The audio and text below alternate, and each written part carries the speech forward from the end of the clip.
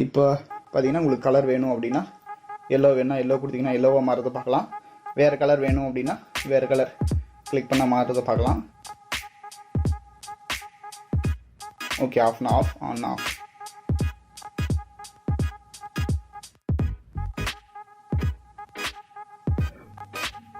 Friends, இப்போ பார்த்தீங்கன்னா Moon லைட்டை எப்படி கனெக்ட் பண்ணுறது அப்படின்ட்டு பார்க்கலாம். ஃபஸ்ட் எடுத்தோடனே நீங்கள் ஹாட்ஸ்பாட் கனெக்ட் பண்ணிங்கன்னா கனெக்ட் ஆகாது. காரணம் பார்த்தீங்கன்னா இங்கே டெஸ்ட் பண்ணியிருப்போம், அதனால மூன் லைட் அப்படிங்கிற அந்த இதில் பார்த்தீங்கன்னா கனெக்ட் ஆகிருக்கும். நீங்கள் எப்படி கனெக்ட் பண்ணுறது அப்படின்ட்டு பார்க்கலாம். ஃபஸ்ட்டு பார்த்தீங்கன்னா நீங்கள் வைஃபை ஆன் பண்ணிக்கிங்க. வைஃபை ஆன் பண்ண உடனே பார்த்தீங்கன்னா ஒரு அலர்ட் வரும்.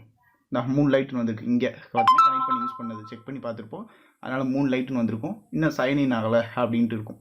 நீங்கள் இங்கே இந்த நோட்டிஃபிகேஷன் உங்களுக்கு காட்டிகிட்டு இருக்கும். நீங்கள் அந்த இதை கிளிக் பண்ணுங்கள், சைன்இன் பண்ணணும் அப்படிங்கிற ஆப்ஷனை கிளிக் பண்ணிக்கோங்க.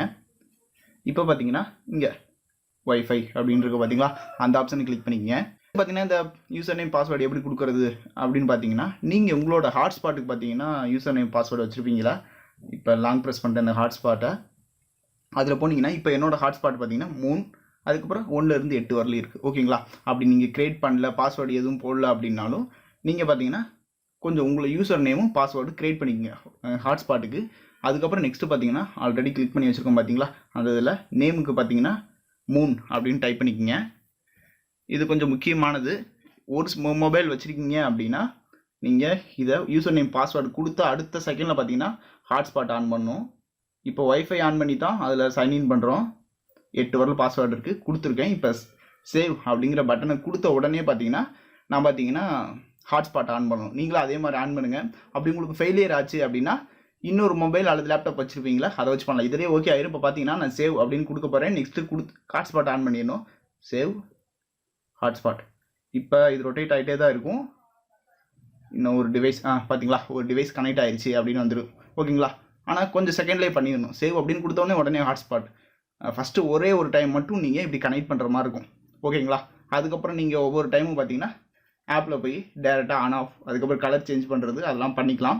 ரெண்டாவது ஸ்டெப் என்ன அப்படின்னு பார்த்தீங்கன்னா, ஆப் போய்க்குங்க. ஃபஸ்ட்டு டைம் போகிறப்ப மட்டும் எல்லாமே இந்த இது பூரா பார்த்தீங்கன்னா ஃபஸ்ட் டைம், அதுக்கப்புறம் டிஸ்கனெக்ட் ஆனதுக்கப்புறம் ஐபி அப்படின்ட்டு இருக்குது பார்த்தீங்களா. இங்கே ஐபி அட்ரஸ் பார்த்தீங்கன்னா கீழே இருக்குது, டைப் பண்ணணும்னு கூட தேவையில்ல.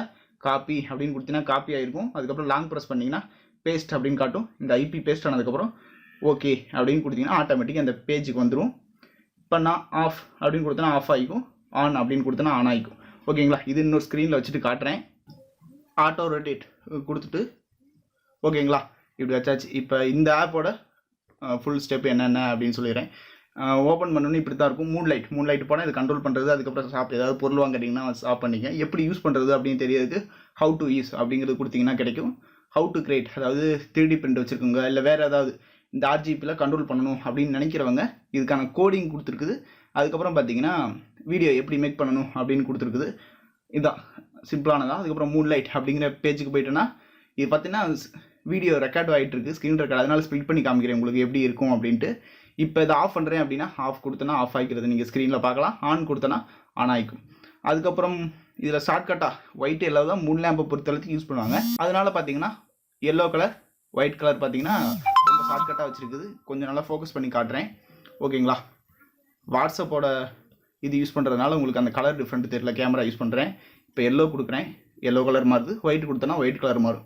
எனக்கு மல்டி கலர் வேணும் அப்படின்னா என்ன பண்ணுறது அப்படின்னா கொடுக்குறேன். கொடுத்துட்டு உங்களுக்கு வேணுங்கிற கலர் செலக்ட் பண்ணிங்கன்னா ஆட்டோமேட்டிக்காக இதில் இருக்க அத்தனை டாட் கலரும் நீங்கள் செலக்ட் பண்ணலாம். இப்போ கீழே இருக்கிறத பார்த்தீங்கன்னா பிரைட்னஸ் பார்த்தீங்கன்னா நீங்கள் என்ன பண்ணுறீங்கன்னா, உங்களுக்கு இந்த லெவல் பிரைட்னஸ் வேணும்னா இப்படி அட்ஜஸ்ட் பண்ணவே குறையாது. அட்ஜஸ்ட் பண்ணிவிட்டு உங்களுக்கு எந்த கலர் வேணுமோ அந்த கலர் மேலே ஒரு கிளிக் பண்ணால் தான் அது குறையும். இப்போ குறைஞ்சிருக்கிறத பார்த்துருப்பீங்க. இப்போ நான் பாதி குறைச்சிட்டு மறுபடியும் ஒரு டாட் கொடுத்தேன்னா அந்த கலர் குறையிறத நீங்கள் கேமராவில் தெரியுதா என்னன்னு தெரியல. இப்போ சுத்தமாக குறைச்சிட்டோம்னா சுத்தமாக ஆஃப் ஆகிக்கும். ஓகேங்களா, இதை பிரைட்னஸ் லெவல். கீழே இருக்கிறது சும்மா தான், அது எக்ஸ்ட்ரா ஃபீச்சரில் ஏதாவது ஆட் பண்ணுறேன் ஆட் பண்ணிக்கலாம். இப்போ வேறு கலர் வேணும்னா நீங்கள் பிரைட்னஸ் அட்ஜஸ்ட் பண்ணிவிட்டு வச்சிங்கன்னா ரொம்பவே நல்லாயிருக்கும். உங்களுக்கு பார்த்தீங்கன்னா இது பழைய மாடல், சும்மா எக்ஸாம்பிளுக்கு பார்த்தீங்கன்னா வச்சுருக்கேன். இந்த மாதிரி வராது. நான் வீடியோ ஸ்டார்டிங்கில் காமிச்சிருப்பேன் ஒரு இது.